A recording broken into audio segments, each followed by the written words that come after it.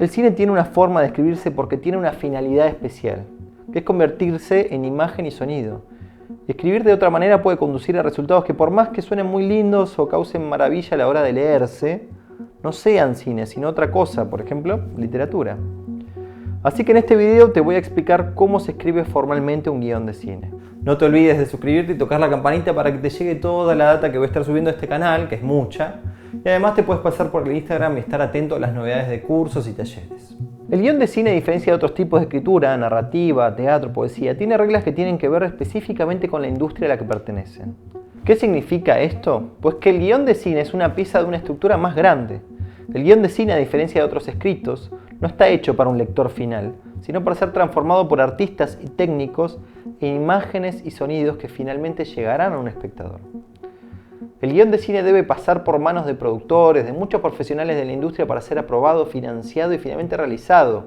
Todo esto significa que hay un estándar universal que dice cómo debe ser un guión de cine.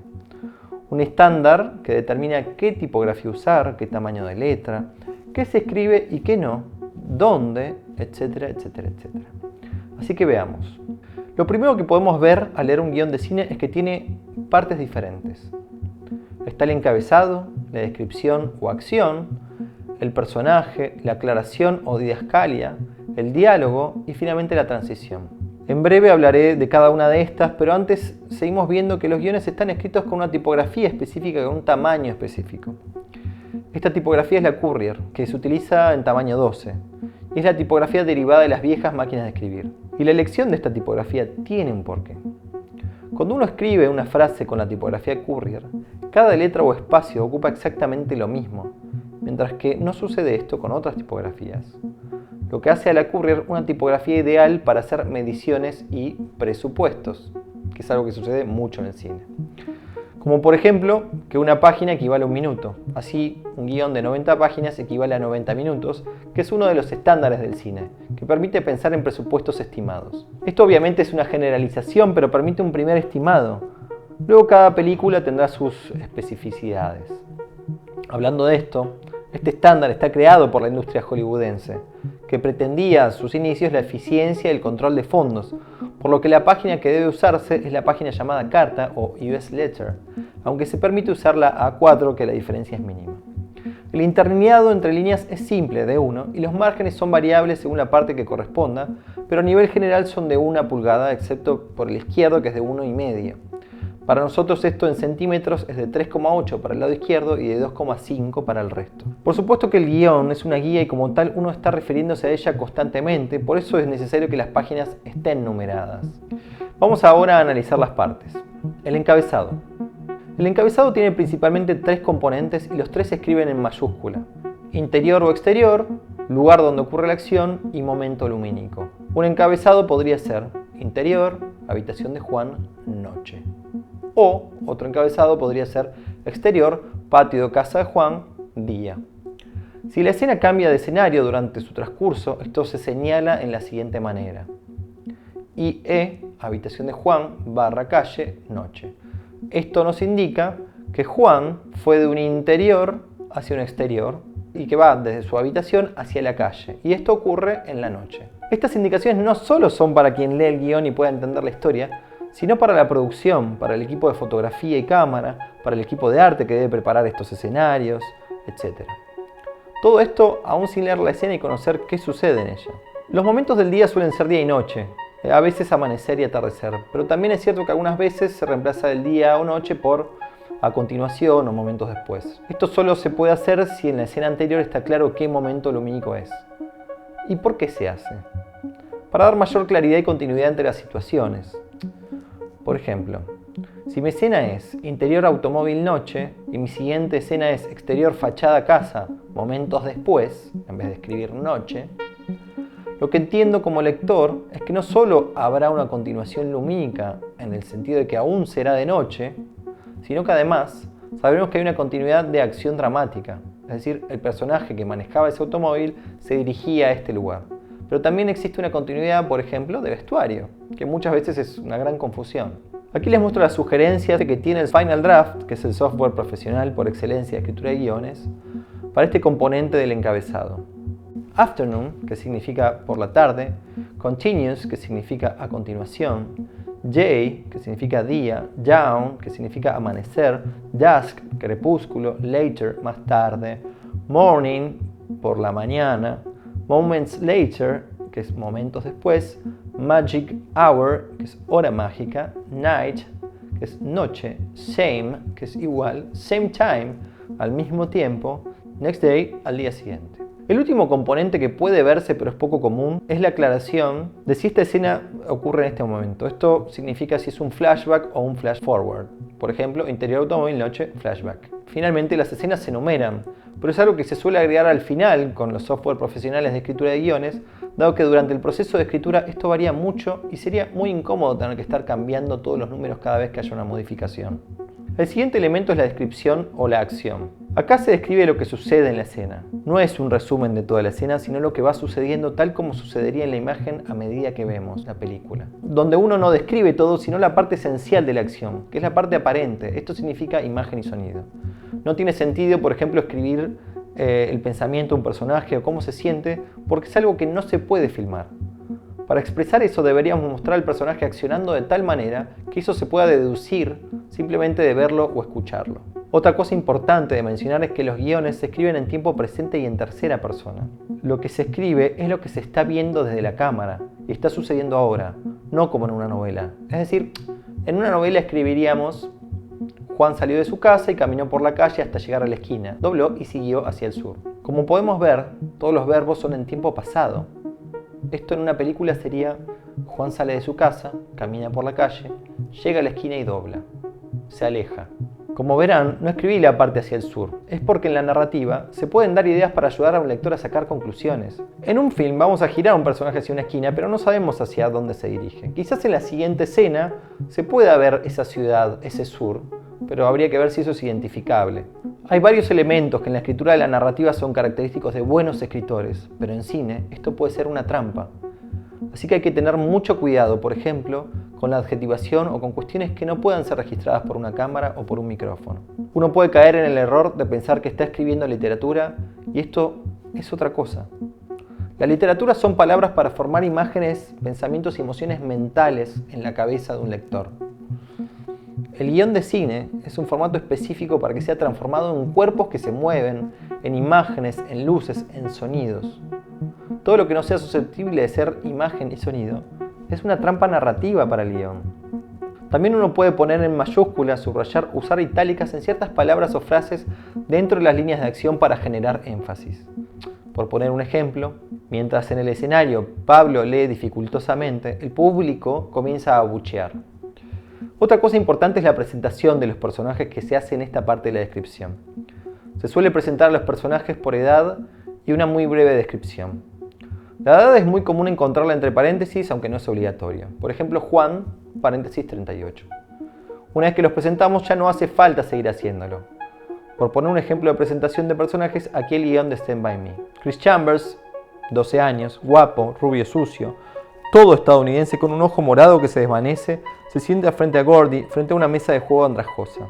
Entre ellos, Teddy Duchamp, de 12, con gafas de culo de botella y cabello mucho más largo que cualquiera de ellos, saca una carta de la pila y descarta una de su mano. Es muy común que la primera vez que presentamos a un personaje, este esté escrito en mayúscula.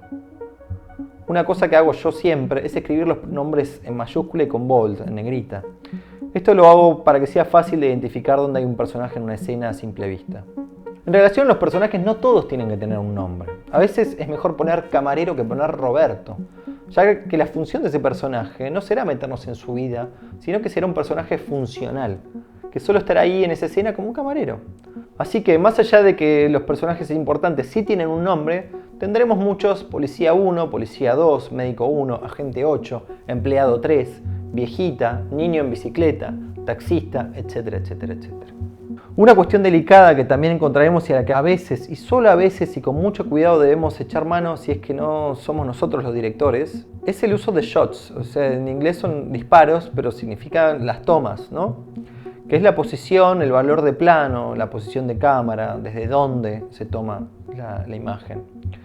Y recomiendo no usar esto, repito, a menos que sea extremadamente necesario para el funcionamiento del relato en ese preciso momento. Acá mostraré algunos de los más comunes que suelen escribirse, que se suelen ver. También se escriben en mayúscula para diferenciarse. Estos son, por ejemplo, from the top down, que podríamos traducir de arriba hacia abajo. Esto es cuando la cámara está desde arriba mirando hacia abajo a un personaje. Close up o CU, que podríamos traducir como primer plano. Esto indica que la cámara está muy próxima al rostro de un personaje o a un objeto. Wide, por ejemplo, que podríamos decir angular, es decir, que el plano es muy grande, y esto es porque es importante, por ejemplo, mostrar a dos personajes en extremos lejanos uno del otro, pero consideramos que es importante mostrarlos en la misma toma. Claro que podría haber muchas otras indicaciones escritas, y cuando uno lee el guión, por ejemplo, de Quentin Tarantino, encontrará muchas más. Pero ¿qué sucede con los guiones de Quentin Tarantino? Dos cosas. Primero, que es él quien va a dirigir sus propios guiones, ¿no?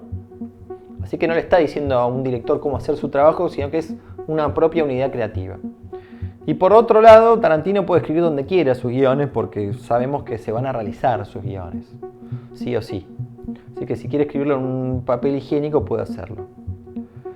Escribir buenas y correctas descripciones es algo que lleva tiempo, práctica y muchas correcciones. Unos buenos ejercicios para hacer esto son elegir una escena de una película, escribirla como si esa imagen nos estuviese dictando.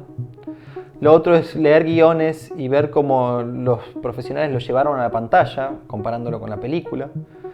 Y escribir a partir de una escena de película, nosotros el guión, y ver cómo el guión original por el profesional fue escrito, y ahí comparar dónde están las diferencias. Internet está lleno de guiones y es cuestión de encontrar el indicado.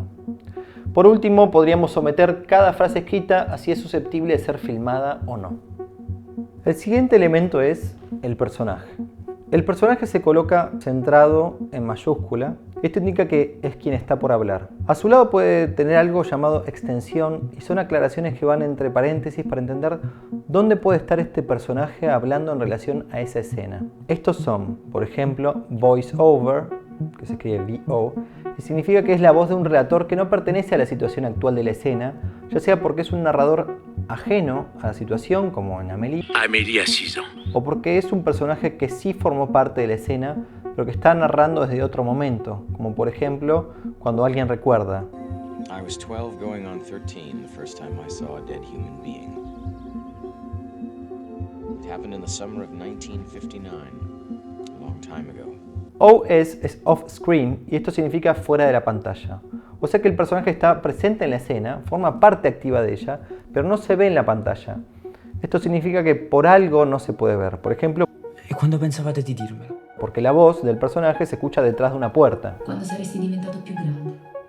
Off camera. Y esto ya es más delicado porque tiene que ver con estar al filo de una decisión que corresponde al campo de la dirección y no a la del guión. Esto significa que el personaje que habla forma parte de esa escena, pero la cámara, aunque hable, está decidiendo ignorarlo para mostrar otra cosa. Por ejemplo, la reacción del personaje que escucha. So the rumors you've heard have been of escape. Wait. Yes. Cont.D es la abreviatura de continuación en inglés, y si hay un personaje que está hablando pero en medio realiza una acción que tenemos que escribir y luego continúa hablando, entonces irá esta aclaración. Esto en un software de escritura como el Final Draft se coloca automáticamente, así que no tendremos que hacer nada. Subtitle es fácil porque significa subtitulado e indica que la persona hablará en un idioma que necesitará ser subtitulado. El off es algo que también se ve mucho, aunque no parezca como sugerencia en el Final Draft. Off significa que no está visible el personaje, pero esto habría que ver si corresponde con un voiceover, o un off-screen o un off-camera. Son tres cosas diferentes. Cuando la voz sale de un teléfono, de un altoparlante o una contestadora automática, también podría indicarse. Al fin y al cabo, nadie someterá a juicio el uso de una aclaración. Y si efectivamente eso agrega claridad, o mejor dicho, reduce la confusión, bienvenido. Hay otras cosas raras como la escritura de diálogo a dos columnas, que se ven muy poco. Yo esto lo utilicé una vez donde un personaje, por ejemplo, hablaba de una cosa y al mismo tiempo quería decir otra. Entonces utilicé estas dos columnas donde la segunda era un subtitulado con la intención verdadera del personaje. Pero como dije, es muy poco común de ver. Entre el personaje y lo que dice está la aclaración. Una aclaración se coloca entre paréntesis. Su objetivo es que modifique específicamente eso que dirá el personaje. Lo siguiente es el diálogo. Esto es lo que dice el personaje específicamente. Es lo que leemos en un papel, pero luego serán palabras en la boca de alguien, serán sonidos que entrarán por nuestros oídos, serán también intenciones. Es importante saber que nuestros diálogos deben ser dichos, por eso una recomendación es decirlos en voz alta, grabarlos, escucharlos, pedirles a otras personas que los digan, a ver si efectivamente suena a alguien hablando o es algo muy artificial. En relación a los diálogos, una gran herramienta es el escribir desde dentro, que enseña Robert McKee en su libro Story, que recomiendo y un poco enseño en mi video sobre escenas mudas, valga la paradoja. Las escenas suelen ir intercalando descripciones, acciones y diálogo entre los diferentes personajes y lo que va sucediendo, hasta que aparece la transición, que es la manera de pasar a la siguiente escena. Esta transición está alineada hacia la derecha. Hay varias formas de pasar entre una escena y otra. Si el cambio de escena es por corte, yo habitualmente no lo utilizo, porque se sobreentiende que entre el final de una escena y la otra hay un corte, así que es algo que resulta obvio, y si es obvio, no lo escribo. Pero si yo considero como guionista que la transición debe ser otra, y que esto aporta mucho relato, entonces lo escribo. Aquí les muestro las sugerencias que tiene el Final Draft para estas transiciones. Cut to, que es corte A. Bueno, acabo de mencionarla y ya casi no se utiliza, no tendría sentido. Dissolve to. La disolución es cuando comienza a desvanecerse la imagen y al mismo tiempo comenzamos a ver la siguiente, algo se desvanece sobre lo otro. Esto lo utilizaríamos porque queremos conectar deliberadamente estas dos escenas y queremos que haya una continuidad. Luego está fade in, fade out y fade to, fundido de entrada, de salida y hacia. Estas tres transiciones rara vez se utilizan ahora en un guión. A veces el fade in se encuentra al inicio de un guión y el fade out hacia el final del guión. Aunque también al final encontramos el fade to black, que significa fundido a negro, y suele ocurrir en el final de una película o de una gran secuencia de la película como si se tratara de un cambio de capítulo. Cut to black es otra posibilidad y es interesante porque es un corte inmediato a negro, es un corte abrupto y esto es una forma narrativa interesante. Back to significa regresar a. Y es un poco innecesario porque seguramente iremos por corte a una escena que no hace mucho abandonamos por otra. Y se pondrá el encabezado igualmente, etc. Time cut, otra de las transiciones sugeridas por el Final Draft. Y es raro porque no sería común hacer un time cut entre escenas. El time cut lo que hace es mostrar el paso del tiempo, por eso su nombre. El paso del tiempo entre un personaje y una escena. Son cambios internos a la escena. Así que como conclusión a toda esta gran confusión, podría decir que lo importante es poner algo que sea comprensible con claridad para quien tenga que llevarlo a escena. Smash cut sería como un corte aplastante y este puede ser interesante como cambio de escena para señalar que estamos queriendo generar un contraste muy grande. I shot my way out. Everybody started shooting, so I blasted my way out of there. Por supuesto que estará dado por la efectividad del contraste entre la última imagen de la escena que está terminando y la primera de la siguiente, ¿no? Por último tenemos el match cut, que es un corte por similitud de imagen, de geometría, de posiciones. Es muy común en comedia también, es una transición 100% con fines narrativos y es un claro ejemplo de que el montaje puede iniciarse desde el guión mismo sin que sea un atropello a la labor o a la creatividad del director o del montajista editor. Y esto es, en principio, toda la formalidad de un guión. ¿Se puede hacer otras cosas? Sí, se pueden meter imágenes, cambiar tipografías y hacer otras cosas raras y creativas, pero hay que tener mucho cuidado y saber muy bien lo que uno está haciendo y por qué, y entender los riesgos de hacerlo. Ahora, ¿dónde escribimos el guión? ¿Se puede escribir en Word? Sí. ¿Se puede escribir en un Google Doc? También. Hay incluso software libre como el Fountain. Hay plantillas que se bajan en diferentes plataformas o páginas de guionistas. Pero lo que yo recomiendo es conseguir un software profesional porque hará la diferencia. Además, por ejemplo, el Final Draft otorga muchas otras herramientas que servirán a la escritura de ese guión. Escribir es un proceso largo y arduo y a veces implica mucho tiempo, energía, dedicación. Es una entrega muy grande y perder oportunidades porque nuestra presentación no es formal es una tontería. Así que es importante aprender cómo se escribe para poder escribir grandes historias. Esto fue todo por hoy, espero que lo hayan disfrutado, más allá de que haya sido un poco largo y técnico. Los vuelvo a invitar a suscribirse y a seguirme en Instagram. Dejo los links en la descripción. Mi nombre es Jordán Orlando y nos vemos en los cursos de cine.